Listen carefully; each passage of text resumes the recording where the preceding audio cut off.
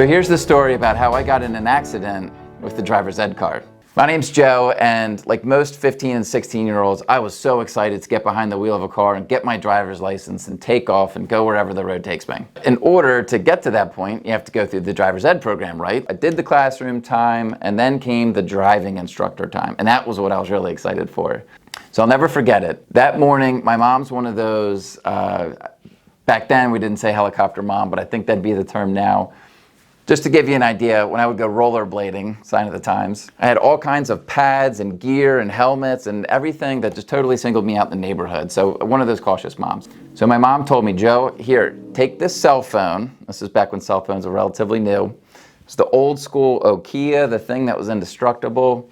The faceplate was an angel cover that I got made fun of anytime I went to a high school basketball game and I had to check in. But I didn't care because I got to go behind the wheel of a car. So yeah, Mom, I'll take the cell phone. I'll be fine. What could go wrong?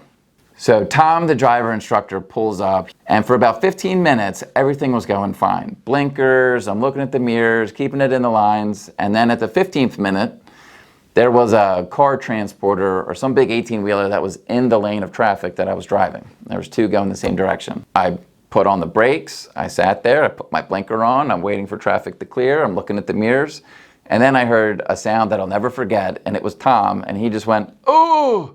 And I look over at Tom, and I see in the rearview mirror this truck just wasn't paying attention, barreling down on us at the last minute. He cut the wheel over and slammed into the back of our champagne-colored Buick Century. And next thing you know, I'm looking around. So his car, the horn's honking, his wheel is bouncing down the road. And I look over at Tom. I said, Tom, are you okay? He's like, I was afraid the guy had a heart attack. He was fine. The driver was fine. I was fine. Everybody was fine, except for the Buick Century. That had like $5,000 of damage. Once we found out that everybody was fine, there was a whole construction crew. I mean, if you think of the sight of it, the driver's ed car all smashed up. That's pretty funny. So we had a good laugh about it. And then I pulled out my angel-plated Nokia cell phone, and I had to call my mom and tell her to pick me up. So what does getting in an accident with a driver's ed car, only 15 minutes behind the wheel, have to do with financial planning, which is really what I'm here to talk about?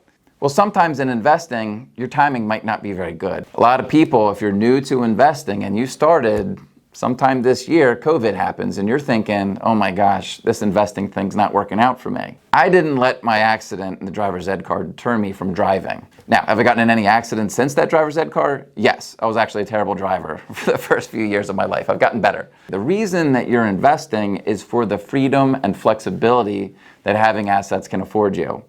The reason I didn't want to stop driving after one accident, 15 minutes behind the wheel, is I want to be able to drive myself to work. I want to be able to go where I need to go. I wanted that freedom and flexibility, and if you're an investor and that's what you're interested in, you can't let one market dip get in the way of those overall goals. If you're still watching, I would love it if you commented down below, maybe a funny first-time driver story that you have to share. And as always, thank you for watching.